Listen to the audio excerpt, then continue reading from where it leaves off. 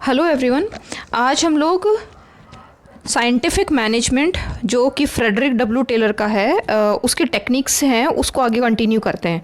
तो हम लोगों ने अभी तक 3 समझ लिए हैं, जैसे कि functional foremanship, motion study, time study. तो आज हम लोग 4th से स्टार्ट करते हैं, differential piece rate plan. Differential piece rate plan मैंने ब्रैकेट में लिखा हुआ है हिज पे प्लान, है ना। वो किस तरीके से जो अपने जो वर्कर्स थे वहाँ पे उनको पे करने की किस तरीके से बात करते थे। तो यहाँ पे इन्होंने देखिए, हमें नाम से समझ में आता है डिफरेंशियल अलग अलग है ना, different, piece rate plan. Piece मतलब यहाँ पे एक प्रोडक्शन काम से होगा, रेट प्लान जितना जो बनाएगा उसके हिसाब से उसको पे मिलेगा, राइट।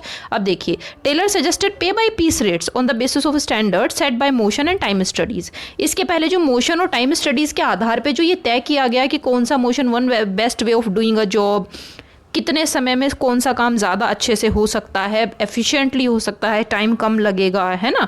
तो उसके हिसाब से एक स्टैंडर्ड तय करना कि भाई इतना हमें काम करना है, राइट। तो workers are paid a low piece rate up to a standard, एक तक कि भाई समझिए आपने 10 चीज़ें बनाई तो आपको इतना पैसा दिया जाएगा। A large bonus at the standard, अगर उतना कर दोगे तो फिर आपको जो है उसके बोनस दिया जाएगा, और अगर उससे ज़्यादा करोगे तो जो है हायर पीस रेट मिलेगा अगर आपने स्टैंडर्ड से अबव किया है ना। मतलब एक तय करना कि जितना आप काम करोगे उसके हिसाब से आपको पेमेंट मिलेगा, पैसा मिलेगा, है ना। ये सारी चीज़ें, तो इसका मतलब ये हुआ कि जो पेमेंट है वो पेमेंट जो दिया जा रहा है अकॉर्डिंग टू वर्क डन, जितना उसने काम करेंगे वो लोग उसके हिसाब से उनको पैसा मिलेगा, ठीक है।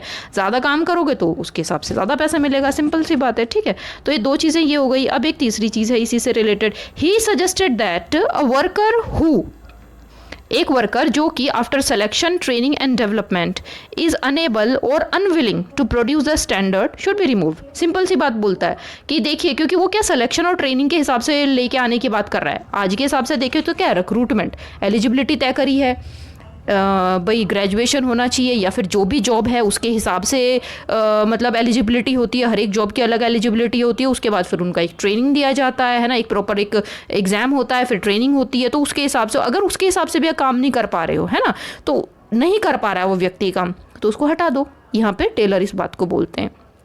इसके बाद आता है 5th, exception principal. Exception principal का क्या मतलब, अपवाद कोई चीज़। Setting up a large daily task, मतलब जैसे कि कभी कभी मैनेजमेंट के द्वारा एक बड़ा टास्क दिया कि भाई अगर आप आज इतना काम करोगे तो रिवॉर्ड मिलेगा, और अगर आप 1% जो उसमें नहीं कर पा रहे हैं, है ना, तो जो है उसको फिर उसके हिसाब से पेनल्टी भी लगेगी, राइट। उसके बाद इसके अलावा उन्होंने कुछ और टेक्निक्स के बारे में भी बताया है, जैसे कि मॉडर्न कॉस्ट सिस्टम है ना, किस तरीके से वो instruction card for the workers वगैरह वगैरह। तो ये देखिए यहाँ पे आके हमारा जो साइंटिफिक मैनेजमेंट है टेलर का वो कंप्लीट हो जाता है।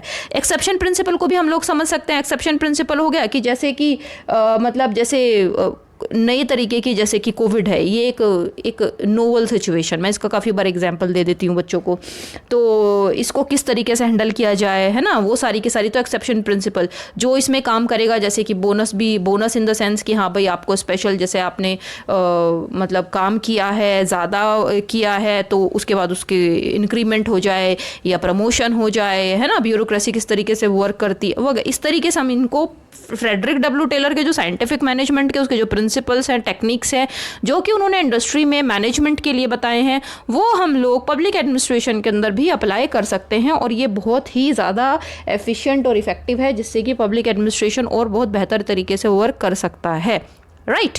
तो यहाँ पे आके ये हमारा पूरा हो गया है, Frederick W Taylor. I hope आप लोगों को ये बिल्कुल इंटरेस्टिंगली समझ में आया होगा। Thank you so much for watching, take care of your self.